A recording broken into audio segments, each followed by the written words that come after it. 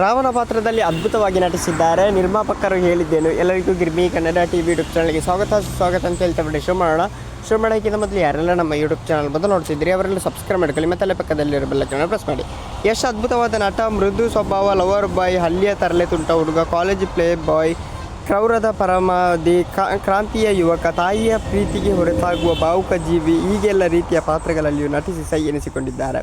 ಯಾವುದೇ ಪಾತ್ರವನ್ನಾದರೂ ಅದರೇ ತಮ್ಮದೇ ಆದ ಭಿನ್ನ ಟಚ್ ನೀಡುವ ಮೂಲಕ ಬೇರೆ ಯಾರೂ ಈ ಪಾತ್ರ ಮಾಡಲಾಗದ ಎಂಬಂತೆ ಈ ಪಾತ್ರವನ್ನು ನಿರ್ವಹಿಸಿಬಿಡುತ್ತಾರೆ.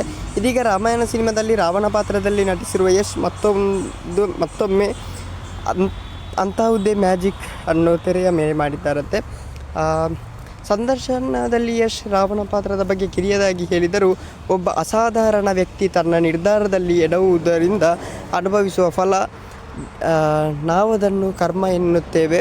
ಅಹಂಕಾರಕ್ಕೂ ಮತ್ತು ಆತ್ಮವಿಶ್ವಾಸಕ್ಕೂ ತೆಳುವಾದ ಗೆರೆ ಇರುತ್ತದೆ, ಅದುವೇ ರಾವಣನ ಪಾತ್ರ ಎಂದು ಸರಳವಾಗಿ ಹೇಳಿದರು.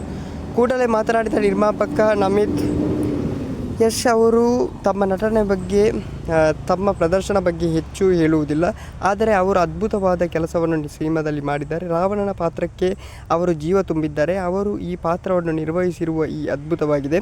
ಅವರು ತಂದಿರುವ ಎನರ್ಜಿ ತೆರೆಯ ಮೇಲೆ ಕಾಣುತ್ತದೆ. ಅವರ ಪ್ರದರ್ಶನ ಚಿತ್ರಮಂದಿರಗಳಲ್ಲಿ ನೋಡಬೇಕು, ಅದಕ್ಕಾಗಿ ನಾನು ಕಾಯುತ್ತಿದ್ದೇನೆ ಎಂದು ಹೇಳಿದ್ದಾರೆ. ಓಕೆ ಗೈಸ್, ಮುಂದೆ ಸಿಗೋಣ. Love you so much.